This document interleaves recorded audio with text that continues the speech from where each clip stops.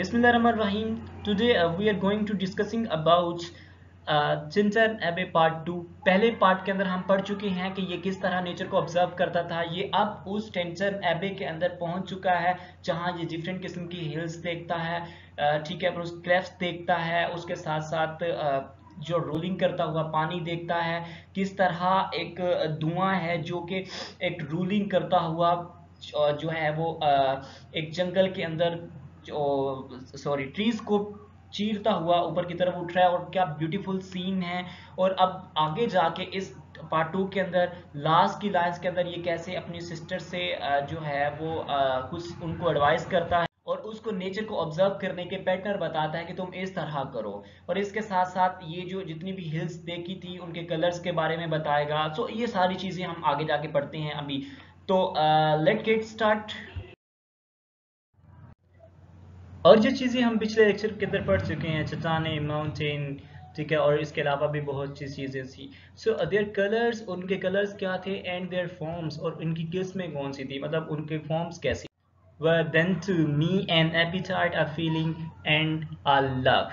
अब यहाँ पे पॉइंट कह रहा है कि ये जो चीज़ें हैं, ये जो चीज़ मैं पीछे बता चुका हूँ, उनके कलर्स की और उनकी फॉर्म की। जब मैं पहली दफ़ा यहाँ आया था तो मुझे एपिटाइट, तो मुझे उस वक्त उनकी भूख थी, ठीक है, उनके द्वारा जो थी, उनके लिए फीलिंग्स थी मेरे दिल में, उनके लिए लव था मेरे पास, ठीक है। फिर कहता है कि that had no need of the remoter charms. और अब उस फीलिंग को, वो जो डिजायर्स थी इसको लेकर, इस पहाड़ियों को लेकर, इनके कलर्स, उनको फॉर्म्स को लेकर, वो कोई रिमोटर चांस मीन कोई दूर का चांस की नहीं है, बिल्कुल मतलब मेरी खुद की डिजायर्स थी बाय थॉट्स सप्लाइड। और ये जो थॉट्स हैं मेरे माइंड के अंदर आ रहे हैं, ये इसलिए नहीं आ रहे कि मेरे आसपास बिल्कुल ब्यूटी है, मतलब या नेचर है, बल्कि rather than this is you can say result, या you can say analysis of my deep thinking, जो मेरे दिमाग के अंदर रिसेंटली अभी चल रही है। Nor any interest unborrowed from the eye. और इवन के इन चीज़ों का उन चीज़ों के साथ कोई रिलेशन नहीं है जो इस वक्त मेरी आंखें या मेरा दिमाग जो है ऑब्जर्व कर रहा है, या जो मेरी आंखें इस वक्त चीज़ें देख रही हैं। और वही बात के कह रहा है कि ये चीज़ें कुछ डिजर्व नहीं करती रिसेंटली, क्योंकि ये मेरी सारा कमाल मेरी इनर डीप का है, मेरी डीप सोच का है। फिर कहता है कि डेट टाइम इज पास्ट, वो तो वक्त जो था वो तो रिसेंटली गुजर गया है, अब की वक्त की बात करो।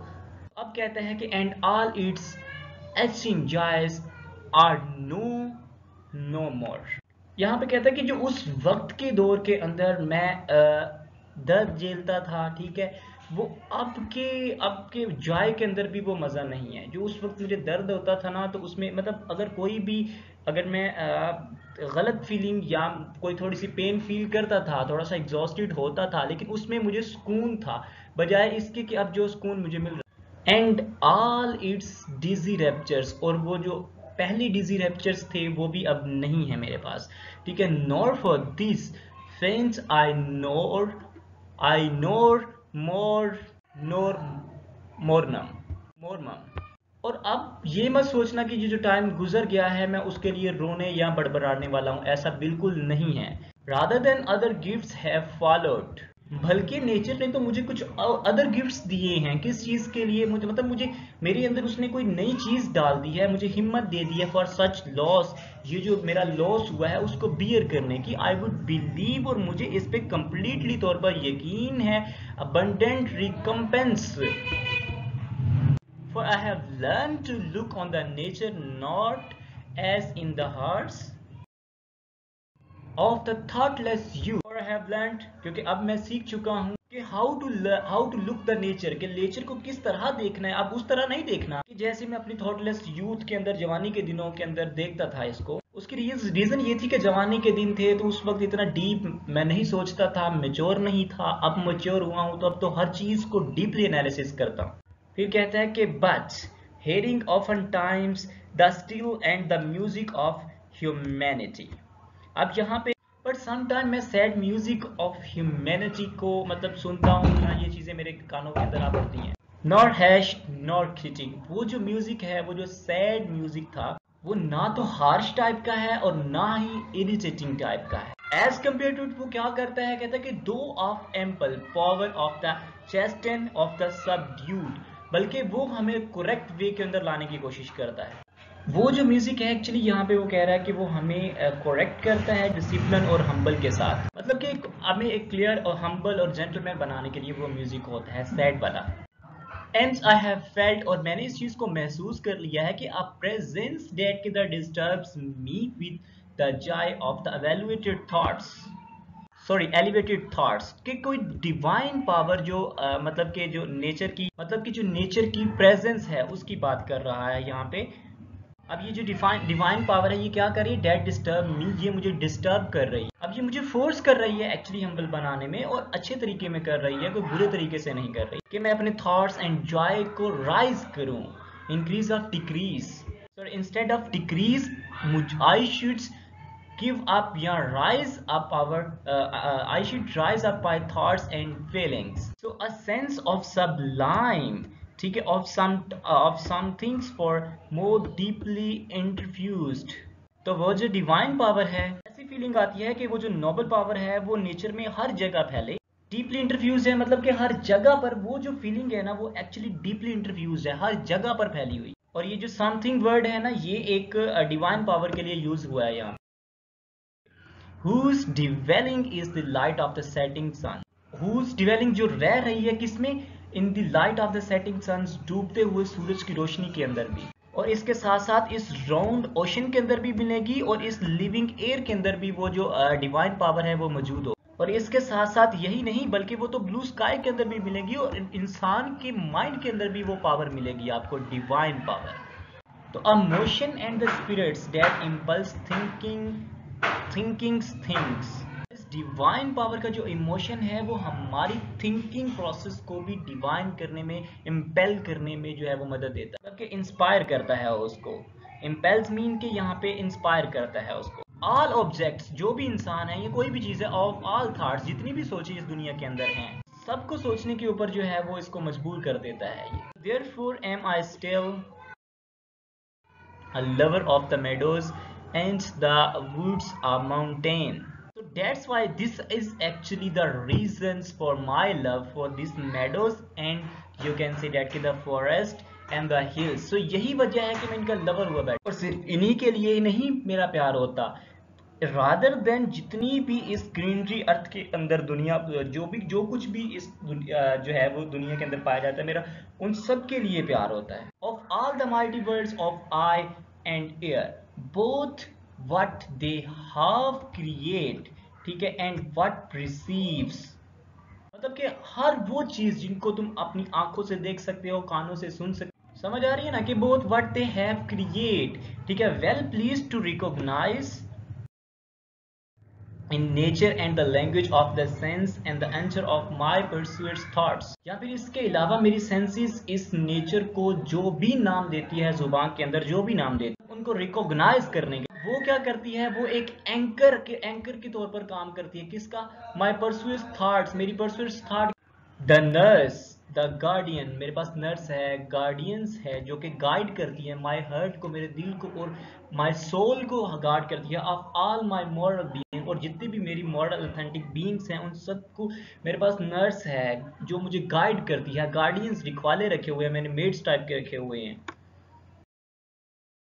ठीक है। नोर द परचांस, नोर परचांस मीन इसका कोई भी चांस नहीं है कि if I were not the taught, कि अगर नेचर ने मुझे उस वक्त कुछ भी ना सिखाया होता तो भी should I the more suffer my genial spirits to back, तो भी मैं अपनी नेचुरल सिंपैथी को और इस काइंडनेस को कहीं नहीं जाने देता, ठीक है, मैं लॉयल ही रहता, एक मॉरल पर्सन ही रहता। अब आगे जो है वर्ड्सवर्थ अपनी सिस्टर के साथ मुखातिब होने लगे और कहते हैं कि फॉर दो आर्ट विद मी, तुम मेरे साथ हो, here upon the banks of this fire river, इस बैंक ऑफ रिवर के ऊपर तुम मेरे साथ मौजूद हो। क्या बोलते हैं अपनी सिस्टर को कि तुम इस खूबसूरत नदी के किनारे मेरे साथ मौजूद हो। दो माय डियर फ्रेंड, तुम मेरी बहुत खूबसूरत फ्रेंड हो, my dear friend, and in the voice I catch the language of my the former hearts, कि तुम तो यहाँ फर्स्ट टाइम आए हो लेकिन तुम्हारी आवाज को मैं यहाँ पे कैच कर सकता हूँ, और तुम्हारी आवाज से मैं उस जाय को फील कर सकता हूँ जो मैं यहाँ जब फर्स्ट टाइम आया था, because this is your first time right now, लेकिन मैं जब यहाँ फर्स्ट टाइम आया था, तुम अभी तुम्हारी वॉइस आवाजें निकल रही हैं, इससे मैं तुम्हारी फीलिंग को, तुम्हारे कैथार्सिस को ऑब्जर्व कर सकता हूँ कि same case will was happen with me and read my farmer players in shooting lights off they wild eyes. और मैं अपने पुराने प्लेयर्स को तुम्हारी इन वाइल्ड आईज के अंदर देख सकता हूँ, तुम्हारे चेहरे की तरफ देख के तुम्हारी आईज को पढ़कर देख सकता हूँ। फिर कहता है कि oh yet a little while may I behold in thee what I was. तो क्या मैं थोड़े वक्त के लिए तुम्हारी आईज के अंदर देख सकता हूँ कि जब मैं फर्स्ट टाइम आया था तब मेरा रिएक्शंस कैसा था। माई डियर, मेरी प्यारी, डियर सिस्टर, प्यारी बहन, and this prayer I make, और मैं यही तमन्ना करता हूँ तुमसे कि मैं खुद को तुम्हारे अंदर ऐसे ही देखता रहूं। और एक बात मैं जानता हूँ, नोइंग डैट, और एक बात मैं जानता हूँ कि nature never did betray. Betray mean धोखा देना किसी को, कि नेचर कभी भी किसी के साथ धोखा नहीं कर सकती। किससे धोखा नहीं कर सकती? The heart that loved her, और जिसने उसको सच्चे दिल से चाहा हो, जिसने नेचर को अच्छे सच्चे दिल से प्यार किया, और नेचर कभी भी उसको धोखा नहीं दे सकती। इट इज हर प्रिविलेज, यही तो उसका खास गुण है एक, कि जो उससे प्यार करता है सच्चे दिल से वो उसे कभी नहीं छोड़ती। Through all the years of this our life's to lead from joy to joy. अब इसका मतलब है कि नेचर हमें जो है एक के बाद एक, मतलब एक के बाद दूसरा, दूसरे के बाद तीसरा दुख सुख देती ही रहती है, इसमें कोई बड़ी बात नहीं है, ठीक है। फिर कहते हैं कि for she can so inform the mind that is with in us, impress the quietness and the beauty। Even though के नेचर तो हमारे दिमाग के अंदर क्वाइटनेस और ब्यूटी को इम्प्रूव करती है, डालती है, और इसके साथ साथ हमें क्या कौन सी फीड प्रोवाइड करती है? हमें लॉफ्टी थॉट देती है, ठीक है। ये नेचर का ही तो फंक्शन है, मतलब कि आला ज़र्फ सोचने के काबिल बना देती है। लॉफ्टी थॉट मीन्स आला ज़र्फ की सोच। That neither evil the tongue rush the judgment, the sneers of the selfish men, nor the greeting where the kindness is, and the dreary intercourse of the daily life। इसका मतलब यह है कि nature हमें एक ऐसी थॉट प्रोवाइड करती है कि जो कि अब्यूजिंग वर्ड्स यूज करते हैं, जो जल्दी में फैसला लेते हैं लोग, या जो मजाक उड़ाते हैं, जो लोगों के ऊपर आयरनी यूज करते हैं, स्टाइल यूज वगैरह करते हैं, फिर जो सेल्फिश या सेल्फ सेंटर्ड लोग होते हैं, सेल्फिश मैन होते हैं, ठीक है, जो तुम्हें नीचा दिखाना चाहते हैं, या यू कैन से डैट के द बोरिंग किस्म के जो लोग होते हैं, जो रोजमर्रा की एम ही बस ऐसी ऐसी बातें करते रहते हैं, उनसे तो नेचर हमें कम से कम प्रोटेक्ट करती है। इसकी रीजन ये है कि इन सब चीजों से हमें हटकर जाएंगे कहीं तो नेचर को ऑब्जर्व करेंगे ना, नेचर को पाएंगे। अगर हमारे साथ सेल्फिश लोग रहे, बोरिंग लोग रहे, ठीक है, नीचा दिखाने वाले लोग रहे, ठीक है, जो ब्रूटल किस्म के लोग रहे, बिट्रे करने वाले लोग रहे, तो हम कब नेचर को जो है वो एंजॉय कर सकते हैं? नेचर को एंजॉय करने से मतलब है पहले इंसान को हर्मिट पर्सनैलिटी बनना पड़ेगा, ठीक है। जब वो इंसान हर्मिट पर्सनैलिटी बनेगा तो नेचर को ऑब्जर्व करेगा, अदरवाइज वो ऐसा ही रहेगा। बिकॉज नेचर इन सब चीजों से हमें प्रोटेक्ट करती है, बिल्कुल वो ऐसी चीजों से हमें बिल्कुल दूर रखती है, बल्कि सोचने पर मजबूर भी नहीं करती हमें। Shall ever the prevail against us disturb our the cheerful faith। और ये सब जितनी भी चीजें मैं ऑलरेडी डिक्लेयर कर चुका हूं तुम आपके सामने, तो इन सब को जो है वो जाय करने में जो है वो मदद प्रोवाइड करती है, इनको जीतना चाहती हैं ये। That's all which behold is full of blessing। मतलब कि जो भी इस ब्यूटीफुल नेचर्स के ऑब्जेक्ट्स हम लोग ऑब्जर्व करते हैं अपनी डेली लाइफ के अंदर, वो सब हमें जो है हैप्पीनेस, जॉय प्रोवाइड करते हैं। अब यहाँ तक इसकी अपनी सिस्टर से बात कर ली और उसने नेचर की डेफिनेशंस को बयान कर दिया। अब अपने सिस्टर से थोड़ी सी एडवाइसिंगली बात करेंगे, ठीक है। वो कहता है कि therefore lets me the moon shine on thee in the solitary walk, ठीक है। और एडवाइस क्या कह रहा है कि तुम्हें चांदनी रात में अकेले चलना चाहिए, if you want to observe the nature. जब चांद तुम्हारे ऊपर चल रहा हो और तुम चांद के नीचे अकेले चल रही हो। फिर कहते हैं कि and let the mystery mountain winds to be free below against thee. मतलब कि उस वक्त धुंध भरी माउंटेन जो है वो फ्री होकर तुमसे टकराएं। अब ये एडवाइस इसलिए अपनी सिस्टर को दे रहे हैं क्योंकि ऐसा ही सीन जो है इन्होंने 5 साल पहले खुद के साथ जो है वो किया था। एक टोटल एक्सपीरियंस था जो ये एडवाइस के तौर पर इनको बता रहे हैं। एक्चुअली ये अपनी फीलिंग को जो है वो बाहर निकाल रहे हैं और अपनी फीलिंग को अपनी सिस्टर को बता रहे हैं। इन आफ्टर years, ठीक है, कि when these wild ancestors shall be matured into the suburb players, मतलब कि ये जो तुम्हें एस्टिसीज मिल रही है, मतलब ये जो तुझे सुकून मिल रहा है, एस्टिसीज मीन सुकून, वो तुम्हारे लिए भी एक सोबर टाइप का हो जाएगा जब तुम मेरी तरह सोचोगी। अब जिस तरह मैं सोच रहा हूँ एक बिल्कुल मेच्योर लाइफ के अंदर आके, वो भी तुम्हारे लिए जो प्लेयर्स था वो सोबर टाइप का हो जाएगा। So when the mind shall be the mention for all the lovely forms, ठीक है, और तुम्हारा दिमाग भी इन सब चीजों को वैसे ही मेंशन करेगा जिस तरह मैं अब कर रहा हूँ। The memories be as a dwelling place, और तुम्हारी जो मेमोरी है वो एक रहने की जगह हो जाएगी। मतलब ये जो सारे प्लेयर्स हैं, सारे पिक्चर्स हैं, सारे विजुअलाइजेशंस हैं, ये भी तुम्हारी माइंड के अंदर फिट हो जाएंगे। किन चीजों के लिए? For all the sweet songs and the harmony, in sweet songs के लिए और हार्मनीज के लिए एक रहने की जगह बन जाएगी तुम्हारे दिमाग के अंदर। फिर कहते हैं कि ओ देन इफ सॉलिट्यूड, ये तन्हाई, डर, पेन, ठीक है, और जो ग्रीफ है, शुड बी दे पोर्शंस, और ये सब चीजें तुम्हारे माइंड के अंदर फिट हो जाएंगी, और ये सॉलिट्यूड, डर, फियर, पेन, ग्रीफ, ये सब चीजें तुम्हें सताएंगी और एक तुम्हारे दिमाग का अच्छा खासा पोर्शन कवर कर लेंगी, मतलब तुम्हारी मेमोरी बन के रह जाएंगी। ऑफ टेंडर जॉय वेल्ट तो रिमेंबर मी, ठीक है, एंड दीज एक्सोटेशन, और तब तुम और तुम्हारे इस हीलिंग थॉट्स को, जो भी तुम्हारे दिमाग के अंदर हीलिंग थॉट्स होगी या एंजॉय होंगे, तो उसको फील करते हुए मुझे तुम याद करोगे तब।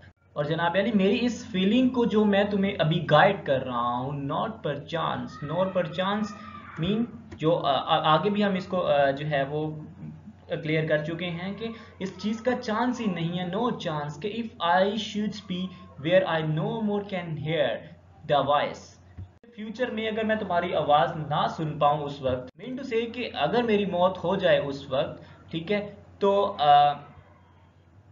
not catch from the wide eyes these gleams of the past existence, या फिर तुम्हारे पास्ट के इस ब्राइट एक्सपीरियंसेस को हमारी आंखों के अंदर ना देख पाऊं, मतलब ये कि वो डायरेक्टली वे में, वो कहते हैं ना जब इंसान का टाइम आया हो ना तो ऐसी ऐसी बातें करना शुरू कर देता है, तो मुझे लगता है इसका भी टाइम आ चुका होगा, ठीक है, क्योंकि इसकी मौत बड़ी यंग एज के अंदर हुई थी, 28 साल की एज में हुई थी, ठीक है, तो समझ ही जाएं आप। Wilt thou then forget, तो क्या तुम इस चीज को भूल जाओ? That on the banks of the delightful stream we stood together, कि किस तरह हम इस डिलाइटफुल स्ट्रीम के रिवर के मतलब के किनारे के अंदर किनारे के साथ किनारे के ऊपर खड़े हैं, तो क्या तुम इस चीज को भूल जाओगी? जो हमारे साथ के एक साथ खड़े हो के मेमोराइजेशन अभी हो रही हैं, ये जो हम एक्सपीरियंसेस कर रहे हैं, क्या तुम इन चीजों को भूल जाओगी? And that I so long a worshippers of the nature, कि मैं नेचर का कितना बड़ा पुजारी हूँ, वर्शिपर हूँ मतलब उसकी कितनी बड़ा पुजारी, पूजा करने वाला, तो मैं उसका कितना बड़ा पुजारी हूँ। हिदर केम, एक दफा दोबारा यहाँ पर आया था। अनवियट अनवियट इन डेट माई सर्विस, मेरी इस सर्विस को, रादर देन कि विद द वर्मर लव, के हम, कोई शक नहीं है कि इसमें बजाय इसके कि हम वर्मर लव के अंदर हैं, ठीक है, oh with the far the deeper zeals of the हॉरिजर loves nor wilt thou then the forget, कि तुम नहीं भूल सकती इस चीज को। फिर कहते हैं कि that after many wonders many years of absence, these steep woods and lofting cliffs, तुम नहीं भूल सकोगी इन वॉन्डरिंग को, इन सालों पुरानी एब्सेंस को, इवन के इन वुड्स को भी तुम नहीं भूल सकी, मतलब इन जंगलात को भी तुम नहीं भूल सकी, इन लॉफ्टिंग क्लिप्स को, पहाड़ियों को भी, चट्टानों को भी तुम नहीं भूल सकी। इसके साथ साथ ना ही तुम ग्रीन पास्टरल लैंडस्केप को भूल सकती हो, जो कि क्या है हमारे लिए, वे टू मी, जो कि मेरे लिए मोर डियर, और तुम्हारे लिए बोथ ऑफ देम सेल्फ, और हम दोनों के लिए फॉर दे सेक, एक अनमोल सा है। This was actually the final line of our work, so I hope so कि no you understand very well. इस लाइन के अंदर या इतना जब तक हमने टेक्स्ट 2 कवर करा है, किया हुआ है, ये सारी की सारी नेचर के ऊपर बिलेम करती है, नेचर के ऊपर लिखा गया वर्क है, जो उसके पहले जो है एक्सपीरियंस को और दूसरे एक्सपीरियंस के ऊपर मुबनी है। पहले एक्सपीरियंस के अंदर उसने किस तरह नेचर को ऑब्जर्व किया और अब किस तरह नेचर को ऑब्जर्व कर रहा है, वो सारा का सारा इसी के अंदर बताया हुआ है। इवन दो कि वो अपनी सिस्टर को कुछ नसीहतें करता है, कुछ पुरानी बातें बताता है, नसीहतें इस तरह करता है कि तुम इस तरह मेरी चीज़ों को देखो जिस तरह मैं देख रहा हूँ, और मुझे इस चीज़ की इजाज़त दे दो कि मैं तुम्हारी आंखों के अंदर देखता रहूं, क्योंकि तुम्हारी जो तुम अब चीज़ों को देख के तुम्हारी जो एक्साइटमेंट है, ठीक है, जिस तरह तुम फील कर रही हो सेम एक्साइटमेंट जो थी हैड हैपन विद मी, वो मेरे साथ हुई थी। और मैं तुम्हारी वॉइस के जरिए जो तुम्हारे जो मेरे पहले के थाट्स थे, जो फर्स्ट जर्नी के थे, फर्स्ट टूर के थे, उसको ऑब्जर्व कर सकता हूँ, ठीक है। तो उस चीज की इजाजत मांगता है, फिर उस चीज को एक चीज की नसीहत ये करता है कि अगर नेचर को ऑब्जर्व करना चाहते हो, मतलब कि जब चांद मून अपनी फुल फुल रोशनी के साथ निकला हो, तो तुम अकेले सॉलिट्यूडली उसके मून के नीचे नीचे चलती जाओ और नेचर को ऑब्जर्व करो। नेचर का एक ये भी फायदा है जो इस पॉम के अंदर विलियम वर्ड्सवर्थ ने बताया है, वो ये है, कहते हैं कि नेचर को अगर ऑब्जर्व करना चाहती हो तो नेचर किन चीजों से कट ऑफ करवाती है, चुगलखोर लोगों से करवाती है, जो जो लोग आपको नीचा दिखाना चाहते हैं उन लोगों से करवाती है, ठीक है, जो लोग आपका बुरा सोचते हैं उन लोगों से करवाती है, जो लोग फालतू होते हैं, फजूल में बोलते रहते हैं, उन चीजों से, उन लोगों से आपका पीछा चढ़वाती है। सो ये सारी नेचर इन चीजों से कट ऑफ होती है, तो तब आप नेचर को ऑब्जर्व करते हैं। तो obviously I have already told you in the central theme, yes, central text of our of this work, कि नेचर का यही मकसद होता है कि वो किस तरह आपके अंदर जो है डिफरेंट चीजों को क्रिएट करती है। सो ये जो पोम थी वो सारी की सारी नेचर के ऊपर थी, एक्सपीरियंस था सारा का सारा अब हमारे राइटर का, जो कि उसका अपनी सिस्टर के साथ जो है वो हुआ था, सिचुएटेड हुआ था। और इसके बाद एक ये खुद की ही बातें करता है कि जैसे हो सकता है कि कुछ सालों बाद जो मैं अब फीलिंग महसूस कर रहा हूँ तुम ये फीलिंग महसूस करो, लेकिन उस वक्त मैं तुम्हारे साथ ना रहूं। तो इसका जो लास्ट एंडिंग लाइंस हैं वो थोड़ी सी मतलब कि दुखी भी थी, खैर इतनी नहीं थी। सो आई होप सो कि no you understand very well, क्योंकि अभी थोड़ा सा लंबा मैं इसकी समरी लेके जा सकता हूँ, लेकिन मैं सोच रहा हूँ कि उसको अलग लेक्चर के अंदर कवर करूँ क्योंकि आप थक चुके होंगे। So if you understand then please don't forget to subscribe, like and share our channel.